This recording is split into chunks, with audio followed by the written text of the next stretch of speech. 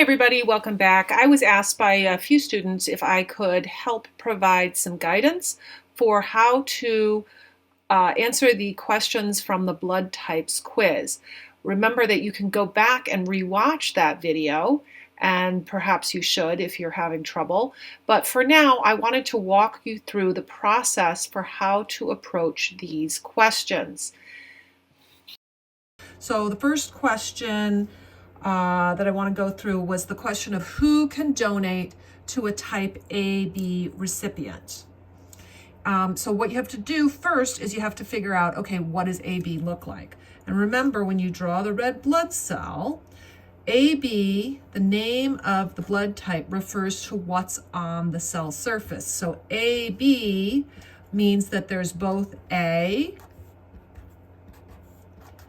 and B proteins on the surface of this red blood cell. Now this person, this AB person, not only has red blood cells, but they also have antibodies in their plasma. And in the case of AB person, they're not going to have anti-A antibodies because that would react with their own cells, and they're not going to have anti-B antibodies because that would also react with their own cells. So what's interesting in a person with type AB is that they don't have any antibodies in their plasma against any other blood types. So what does that tell you? Let's see if we can determine who can donate. So let's take type A. Type A is named for the fact that they have A proteins on their surface. When we look at a transfusion reaction, what we're looking at is we're looking at the proteins on the surface of the cell, and we're looking at the antibodies in the recipient. So remember, this is the recipient, and this is a potential donor. So can type A go into type AB? Well, are there antibodies against these cells in the plasma? No, there are no antibodies against type A, so that would work just fine. How about type AB? I'm sorry, how about type B is the other question. Type B has B proteins on the surface, and if you tried to put them into a type AB person, would the antibodies attack the incoming cells from the donor? In this case, we don't have any antibodies against B, and so this would work just fine. What about type O? Type O doesn't have any antigen or any proteins on the surface. When you try to put that into a type AB person, that'll work just fine. There's no proteins and there's no antibodies. So it turns out that AB can receive blood from type A, from type B, from type O.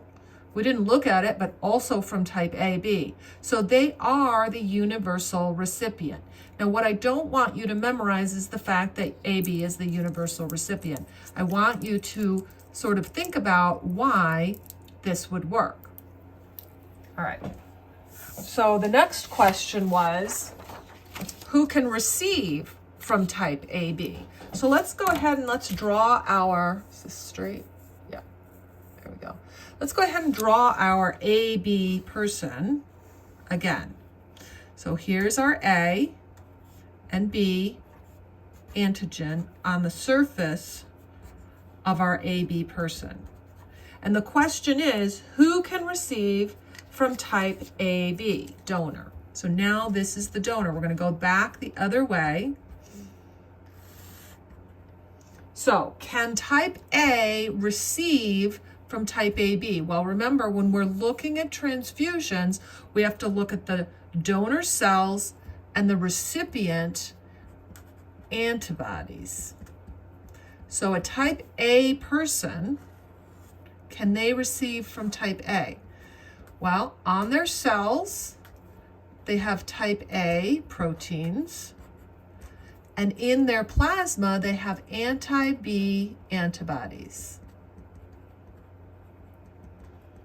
So will this be a problem if we take this cell, which has B protein on it, and put it into this person that has anti-B antibodies? Will there be an issue? There will be an issue. These anti-B antibodies will bind onto that B antigen and will cause all of these donor cells to clump up. This is a process known as agglutination.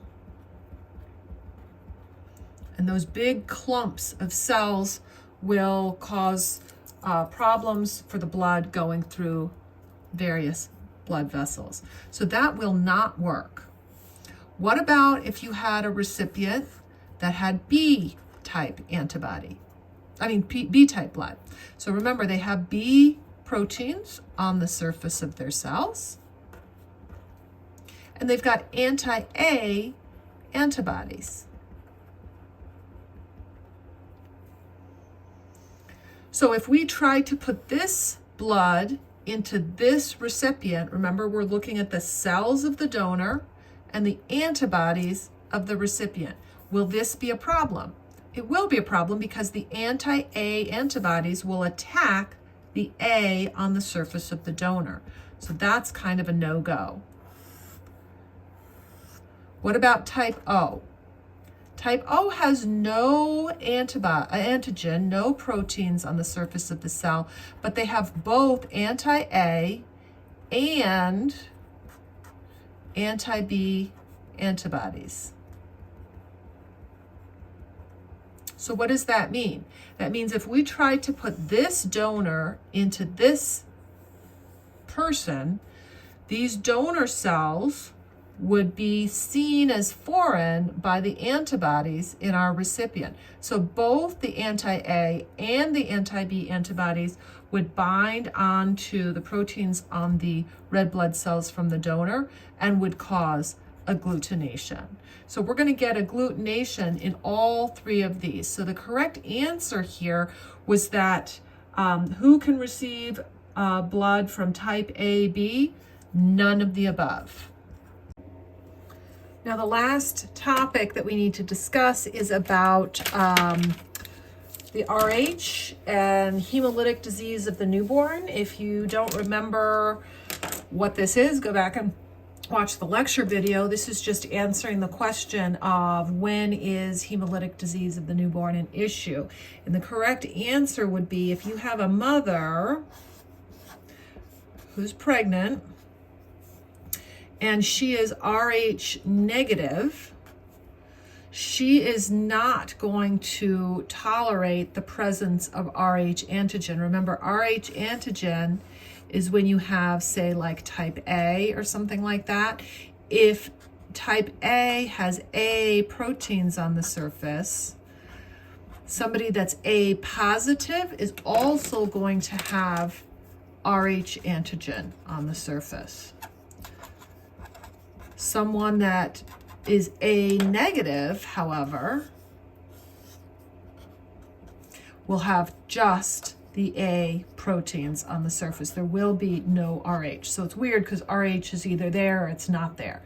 So RH is these sort of squiggly pink lines here. So the mother is RH negative. Let's say she's A negative.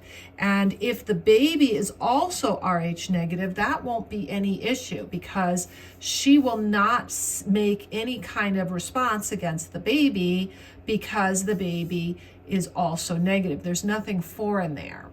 However, if she is RH negative and the baby is RH positive, during the pregnancy,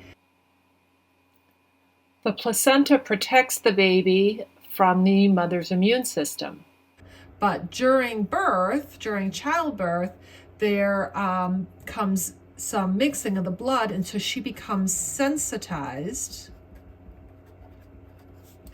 to RH. And what that means is she sees RH and she makes anti-RH antibodies. So the first baby is just fine. You get away with one free baby. without Rh incompatibility or hemolytic disease of the newborn. But in the second pregnancy, when mom gets pregnant again, if she happens to get pregnant with another Rh positive baby, so baby's Rh positive, mom's Rh negative, she has these anti-Rh antibodies. And what will happen is that those antibodies can cross the placenta. The cells that that get sensitized can't cross the placenta, but the antibodies can. So the anti-Rh antibodies will cross the placenta and cause all kinds of problems, because what they will do is they will cause lysis of the red blood cells. Now, why is that a problem?